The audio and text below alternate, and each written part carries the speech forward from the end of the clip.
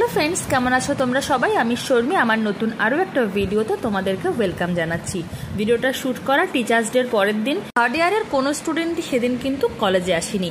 অন্যদিকে আমারও শরীরটা ভীষণ রকম খারাপ করছিল, একটু অ্যালার্জি হচ্ছিল, একটু শ্বাসকষ্ট মতো হচ্ছিল, সেই জন্য আমারও একদম এনার্জি ছিল না। বাড়িতে ফেরার পরে ভাবলাম যত সহজে শিয়াকে কিছু খাবার বানিয়ে দেওয়া যায় সেটাই না হয়তো বানাবো। সেই জন্য বাড়িতে ফিরেই ওকে বানিয়ে দিয়েছি একটু পপকর্ন। যতটা কম সময় লাগে ততটাই কিন্তু কম এফোর্টেও পপকর্ন ইজিলি বাড়িতে বানিয়ে দেওয়া যায়। ইহাবের খাবারের না হয়তো ব্যবস্থা হলো।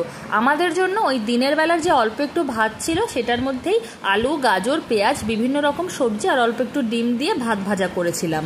আর আমাদের জন্য করব, শিহাবকে এই টিফিনটা দেবো না সেটা হতে পারে? আসলে ভাতের পরিমাণটা এতটাই কম ছিল বলে ওকে আমি আগে একটু টিফিন খাইয়ে তারপরে আমাদের থেকে 2-4 চামচ দিয়েছিলাম। আর আজকাল যখনই শিহাবের পাপা নামাজ পড়ে, শিহাবও কিন্তু সেম জায়নামাজের পাটিতে দাঁড়িয়ে পড়ে। তো দেখতেই পাচ্ছ, ওর বাবা এই টাইমে কলেজ থেকে ফিরে নামাজ পড়ছিল, ও কিন্তু ওর বাবাকে নকল করে নামাজ পড়ার চেষ্টা করছে। বাচ্চারা যেটা দেখে সেটাই শেখে।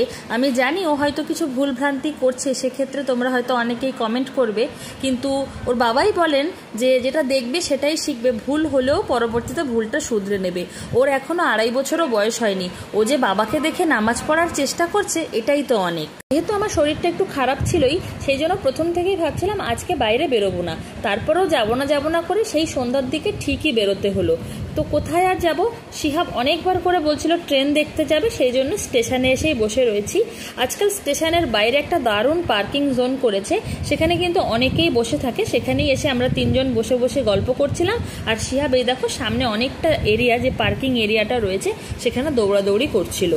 শিহুর বাবা আর আমি তো গল্প করছিলাম, আর শিহুর মাসিমণি তো ফোন নিয়ে বিজি হয়ে আছে, তোমরা দেখতেই পাচ্ছ। আর আমার পিছনে ওই দেখো স্টেশন, ওখান থেকে যখনই এক একটা করে ট্রেন বেরিয়ে যাচ্ছে তখনই কিন্তু শিহাব বারবার ওই দিকে হাত দিয়ে দেখাচ্ছে। তো মোটামুটি এসব খানিকক্ষণ করার পরে তারপরে চলে আসলাম কেনাকাটি করতে। মানে বাইরে বেরোনো মানেই কিন্তু আমাদের ওই বাজার ঘাট করা। বেশ কয়েকটা জিনিস শেষ হয়ে গেছিল, যেরকম আটা, ময়দা, বেসন, শিহাবের সাবু, সে সমস্ত তো নিলামই। তারপরে ওই দোকানটার কাছেই রয়েছে শিহাবের এই খেলনার দোকানটা, ওখানে গেলেই মোটামুটি ওকে কিছু না কিছু কিনে দিতেই হয়।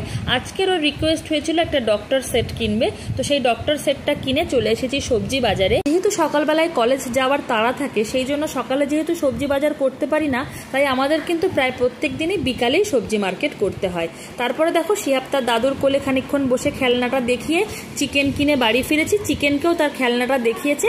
আর এইটা হচ্ছে বাড়িতে ফেরার পরে দেখো সমস্ত ডক্টর সেট কিন্তু ভাঙাচোরা কমপ্লিট, মানে ওটা নিয়ে গবেষণা কিন্তু অলরেডি হয়ে গেছে। আর সেই সমস্ত ট্রিটমেন্ট চলছে কিন্তু ওর এই টেডি ভাইটার উপরে। গতদিন রাত্রে আর আমি ভিডিওটাকে শেষ করতে পারিনি, তাই পরের দিন সকালবেলায় আবার তোমাদের জন্য নেক্সট ভিডিওটাকে নিয়ে রেখেছিলাম। এটা কিন্তু পরের দিন সকালবেলাতে, মানে স্যাটারডে সকালবেলায়। দেখতেই পাচ্ছ শিহাব কীরকমভাবে তার ডক্টর সেট থেকে হ্যান্ড ওয়াশ নিয়ে নিজের হাতে মাখলো, মাথায় মাখলো, তারপরে যা যা করার সেগুলো তো সব করছেই। চলো আজকের ভিডিওটাকে আর লেন্দি করছি না। আশা করছি আজকের ভিডিওটা তোমাদের বেশ ভালো লেগেছে।